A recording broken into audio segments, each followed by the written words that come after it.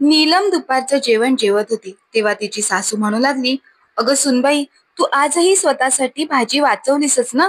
मी तुला किती वेळा सांगितलं आहे की जरा कमी खा, मग तुझा लठ्ठपणा कमी होईल. पण तू माझं अजिबात ऐकत नाहीस. मी ही पनीरची भाजी तुझ्यासाठी नाही तर माझ्यासाठी बनवायला सांगितली होती.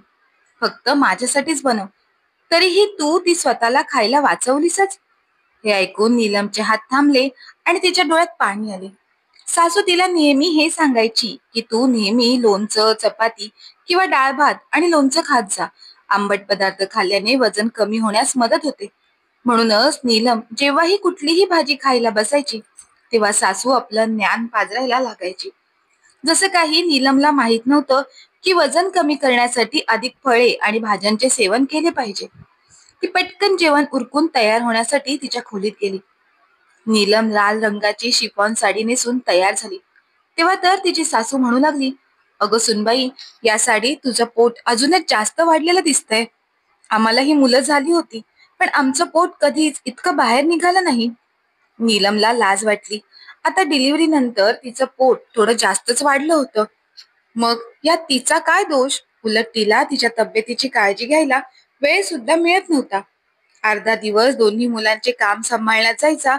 त्यावर सकाळच्या चहापासून रात्रीच्या जेवणापर्यंत सासूची सर्व जबाबदारी तिच्यावरच होती.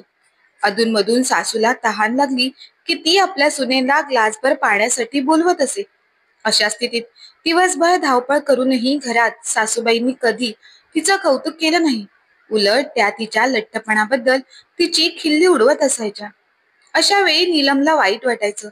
इतकं सगळं काम करून तिला खूप थकवा जाणवायचा की रात्री फिरायला जाण्याची तिची हिंमतच व्हायची नाही. तिला सकाळी तिची पुरेशी झोप होत नव्हती.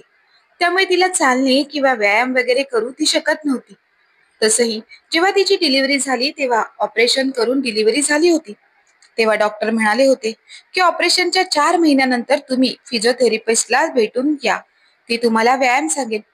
पण नीलमने डॉक्टरकडे जाण्याचे बोलले असता सासूने नकार दिला की आमच्या काळात डॉक्टरांना विचारून कोण व्यायामाला जायचे. हळूहळू पोट स्वतःच आत जाते.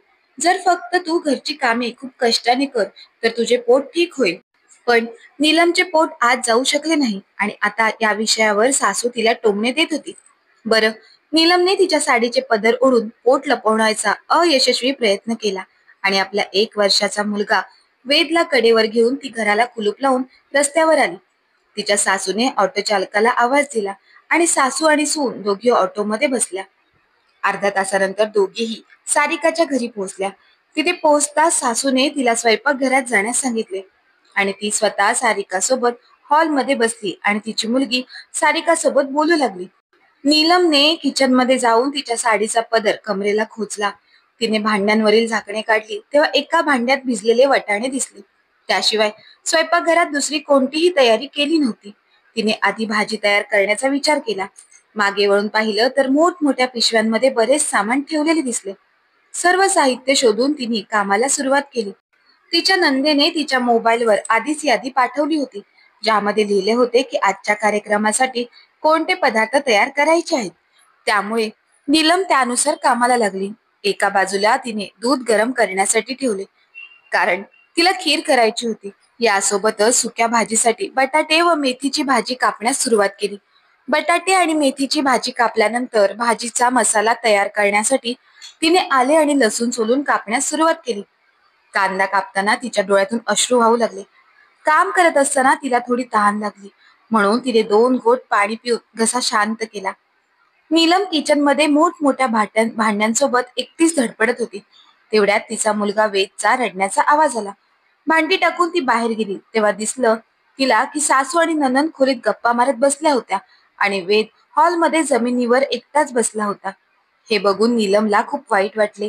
आज नीलमची नणंद सारिका हिच्या लग्नाचा वाढदिवस होता. संध्याकाळी घरी पार्टी होणार होती. काही पाहुणे जेवायला येणार होते. त्यामुळे नीलमच्या सासूबाईंनी तिला पार्टीची तयारी करता यावी म्हणून तिला तिच्या नंदेच्या घरी लवकर आणले होते. असो, नीलम खूप छान जेवण बनवायची आणि पाहुणे तिने बनवलेल्या जेवणाची चव विसरत नव्हते. त्यामुळे आजच्या कार्यक्रमामध्येही नीलमने जेवण बनवावे अशी आई आणि मुलगी दोघींचीही इच्छा होती. यापूर्वीही तिने नंदेच्या घरी येऊन जेवण बनवले होते आजही तिला किचन मध्ये एकटे सोडून त्या दोघी आपापसात गप्पा मारत होत्या. नीलमला आश्चर्य वाटलं. मी स्वयंपाक करत असताना माझ्या मुलाला कोणी पाहू शकत नाही का? तिची 9 वर्षाची मुलगी शाळेत गेली होती. नीलमचा नवरा समीर संध्याकाळी मुलीसोबत पार्टीला येणार होता. त्यामुळे सासू आणि नंदेशिवाय तिच्या मुलाची काळजी घ्यायला इथे कोणीच नव्हतं. बरं, तिने आपल्या मुलाला स्वयंपाकघरात आणलं, त्याला मागे बसवलं आणि दूध प्यायला दिलं. काम करत असताना तिलाही थोडी भूक लागली, त्यामुळे तिने खीर खाण्याचा विचार केला. ती वाटीत खीर काढू लागली तेवढ्यात तिची सासू तयारी बघायला स्वयंपाकघरात आली. सुनेला वाटीत खीर काढताना पाहून तिने विचारलं, हे काय आहे सुनबाई, तू ही खीर का खातेस? तर सुनबाई म्हणू लागली, आई, दुपारी जेवून निघालो आहोत, आता इतकं काम करून भूक लागली आहे. असो, वेद अजून माझ्या अंगावरच दूध पितो, त्यामुळे मला लवकर भूक लागते ना, म्हणून मला वाटलं मी एक वाटी खीर खाईन. तिची सासू रागाने बोलू लागली, हे बघ सुनबाई, हे सगळे पदार्थ तुला खाण्यासाठी बनवलेले नाहीत. संध्याकाळी मिरचीची चटणी आणि भाकरी खायला मिळेल, ती खा. या बहाण्याने तू कमी जेवशील आणि तुझं वजनही कमी होईल. तुझं मोठं पोट बघून मला तुला कोणत्याही कार्यक्रमात नेण्याची लाज वाटते. आज तू फक्त तुझ्या नंदेच्या स्वयंपाकघरात राहा आणि खबरदार, कोणताही पदार्थ उष्टा केलास तर. तू स्वतःसाठी खलबत्त्यात 4 मिरच्या आणि 2 लसूण पाकळ्या टाकून चटणी बनव. नीलम तर आनंदाने नंदेच्या घरी मदत करायला आली होती, पण सासूकडून हे ऐकून तिला आश्चर्य वाटले. अर्धे पदार्थ अजून तयार झाले होते, उरलेले पदार्थ अजून बनवणे बाकी होते. ती हात धुवून पदराला हात पुसत म्हणाली, आई, तुम्हाला जर मला कार्यक्रमात घेऊन जाताना लाज वाटत असेल, तर मलाही इथे मोलकरणीसारखं काम करताना लाज वाटते आहे. म्हणूनच मी घरी जात आहे. बाकीची कामं तुम्ही दुसऱ्यांकडून करून घ्या.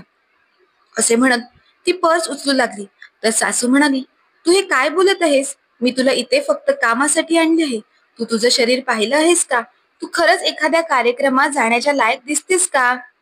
नीलम म्हणाली, मी जी काही आहे, जशी काही आहे, ती माझा नवरा आणि मुलांसाठी परिपूर्ण आहे. मान्य आहे, माझे पोट थोडे वाढले आहे, पण हे माझ्या मातृत्वाची निशाणी आहे. मी माझा वेळ फालतू लोकांसाठी घालवत राहिले, म्हणूनच मला माझ्यासाठी वेळ मिळाला नाही. आणि आता माझ्या डिलिव्हरीला 1 वर्ष झालं आहे आणि डॉक्टरांनी मला फिजिओथेरपिस्टला भेटून व्यायाम करायला सांगितलं आहे. त्यावेळीही तुम्ही मला दवाखान्यात जाऊ दिलं नाहीत, पण आता मी माझ्याबद्दल विचार करेन.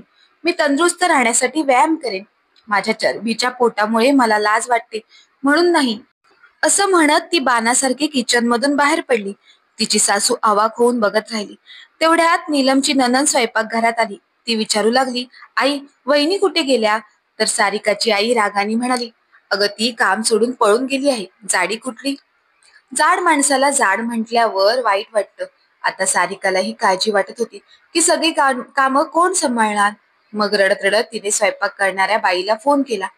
जेवण बनवायला येणारी बाई पैसे घेऊन तर जाणार होती, पण तिच्या हाताला नीलमच्या हाताप्रमाणे चव येणार नव्हती.